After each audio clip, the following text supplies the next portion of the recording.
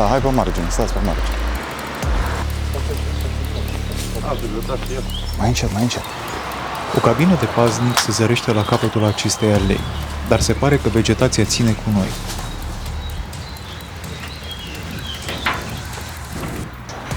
Așa, așa, hai. Așa, ușor, papuciu.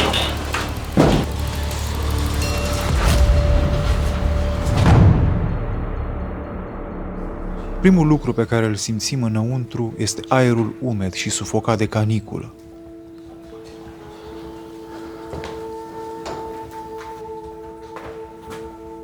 Natura sălbăticită aruncă prin ferestre o lumină crudă în tonuri de ocru, ca cea din SF-urile sovietice ale anilor 80.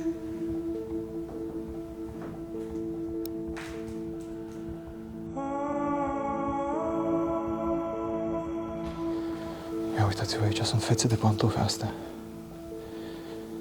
Este incredibil. Astea erau pantofi dintre aia de prin anii 70-80, cred. Pantofii taților noștri. Este superb cum au rămas aici înghețate în timp. Sunt mesele mașinilor de cusut. Și acolo mai avem o mașină de cusut, cred că este... și încă una acolo. Astea sunt cele mai întregi dintre toate. Și aici era tot ceva de cusut, sunt pedalele. Ia uitați-vă cum a rămas aici.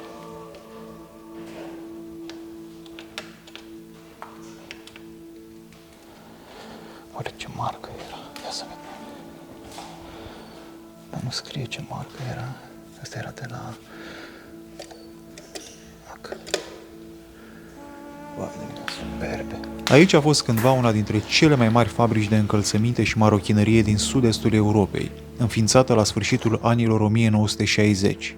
105 milioane de perechi de încălțăminte se fabricau anual în atelierele fabricii. Se foloseau aproape 50 de tone de piele de bovine pe zi. Se muncea la foc automat, în 3 schimburi, după standardele de epuizare stahanovistă ale epocii.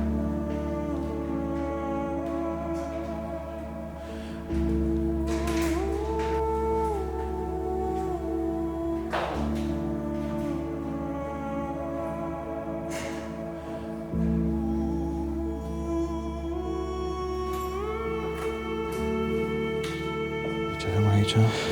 Opa, toate sunt cu decretul 400. O să caut acasă să văd la ce se referă decretul 400. Decretul 400 făcea referire la întărirea disciplinei de muncă, îndreptat în special împotriva consumului de alcool. Avem niște calapoate tot pentru copii. Mărimea 22. Model Luca. Mamă, dar ce greu este. Exact, șireturile. Ia uite ce e aici. Cataramă de șiret. Ce actriță este asta? Cred că știu cine este. Nu, este... Uite, Faye Dunaway. Faye Dunaway. Ușor, ușor. Ia uitați-vă cum arată astea. Dar sunt toate devorate de rugină, deci nu știu de ce le mai țin pe astea aici.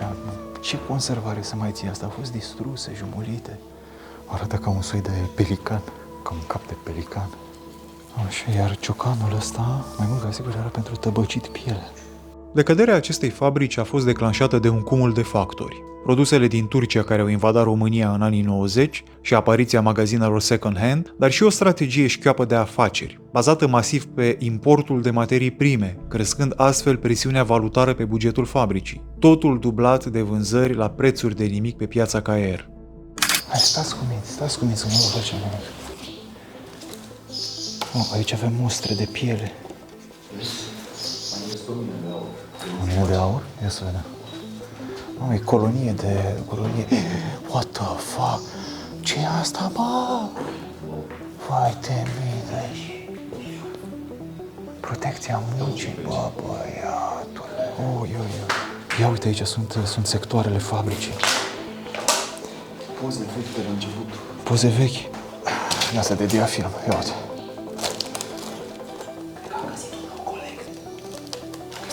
Ce m-am speriat. Ia? Nostru coleg. Cum te cheamă, mă? De unde ești? Seamănă. Știi cu cine seamănă? Și tu ești din Hamburg, aici unde filmăm noi acum, în Hamburg? Incredibil. Omulețul ăsta, angajatul. Rar ni s-a întâmplat să găsim machete sau manechine în sălile de protecție a muncii ale fostelor uzine din România.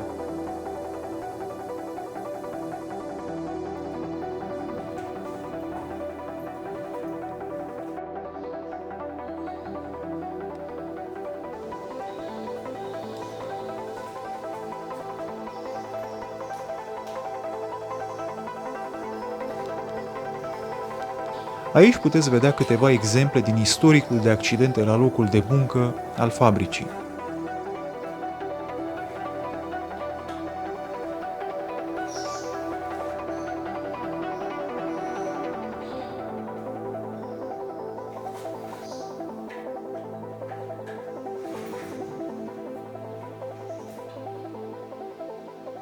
Prin măsurarea automată a suprafețelor pieilor la mașina Tomboni se reduce efortul fizic al muncitorilor. Oare găsim și noi o mașină Tomboni aici? Ia să vedem, uite, bun. Ea așa trebuie să arate ca o orgă cu ceas.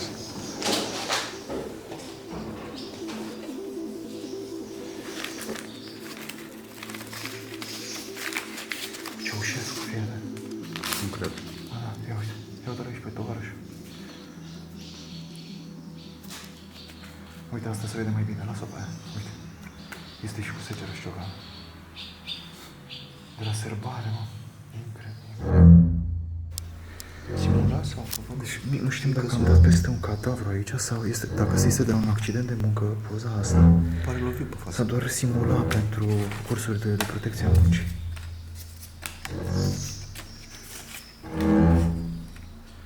Crezi că e mort, mă?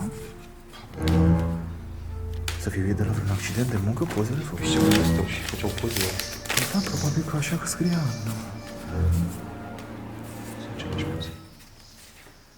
Bă, ăsta e mort, mă. Suntem acum în sectorul laboratoarelor. Ia uitați-vă aici ce exerciții cromatice a făcut infiltrațiile de apă, cum arată. Vai de capul meu.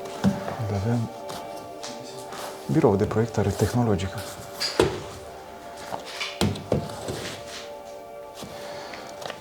Și aici avem studii despre piele, structura pielii, tot ce ține de pielărie.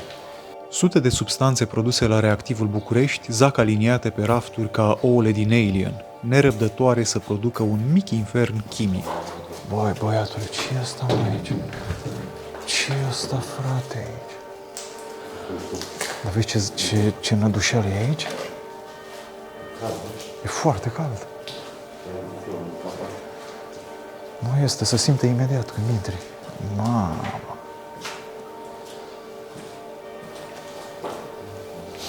Asta ce-ar fi?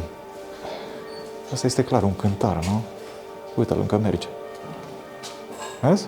Merge cântarul. Iar asta era un cuptor? Cred că un cuptor să fie două cântari uriașe. Asta pare, este uns, asta zici că merge încă.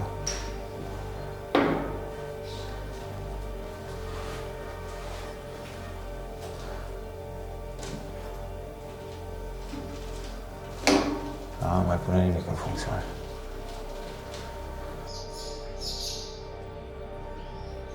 Am plecat din acel laborator cu o senzație de arsură pe braț. E posibil să mă fi atins de ceva. Aha, vezi, uite, asta este închisă cu lacăt. Dar aici știu pe unde intrăm. Intrăm pe în curte. Ziceam sparte.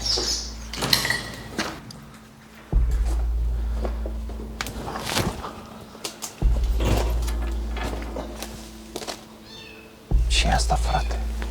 Pisică.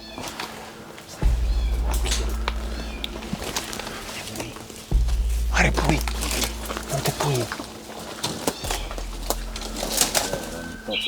Da. Pasnicul e în partea elaltă. Da.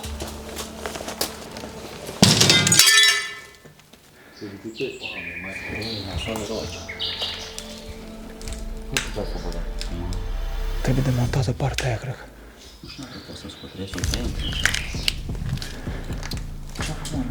Da, mă. Ia stai. Eu cam așa după cap. Ține pe loc. Vrei să treci cu plasticul ăsta pe cap? Nu, stai pe la plastic. Nu. Gata. Ia vină mă cu acea mărutule. Ce faci? Ai scăpat. Ia zi, te abonezi la niște unii? Se pare că am ajuns în proximitatea unui punct fierbinte.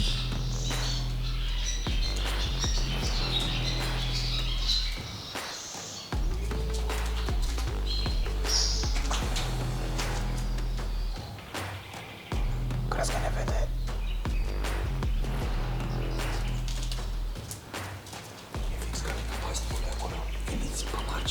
Cabina paznicului se află la foarte mică distanță de noi. Riscul să fim descoperiți este destul de mare dacă decide să iasă din gheret, mai ales că aici ferestrele nu mai sunt camuflate de arbori.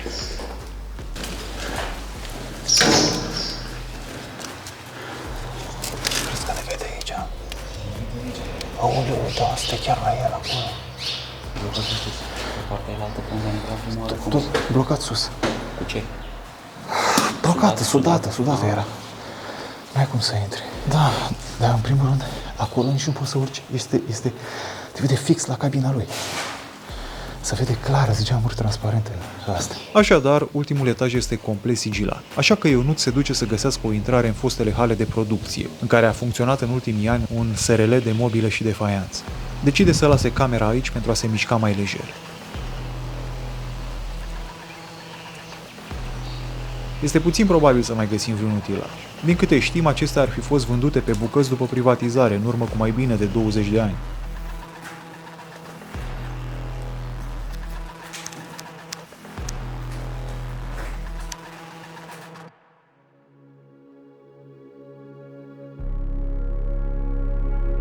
Cum ne așteptam, nimic interesant înăuntru. A venit vremea să plecăm.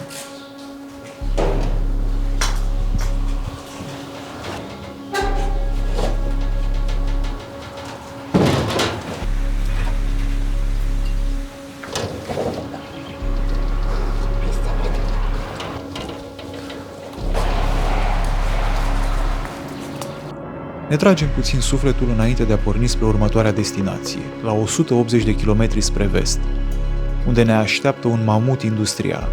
Dar despre asta în viitorul nostru episod.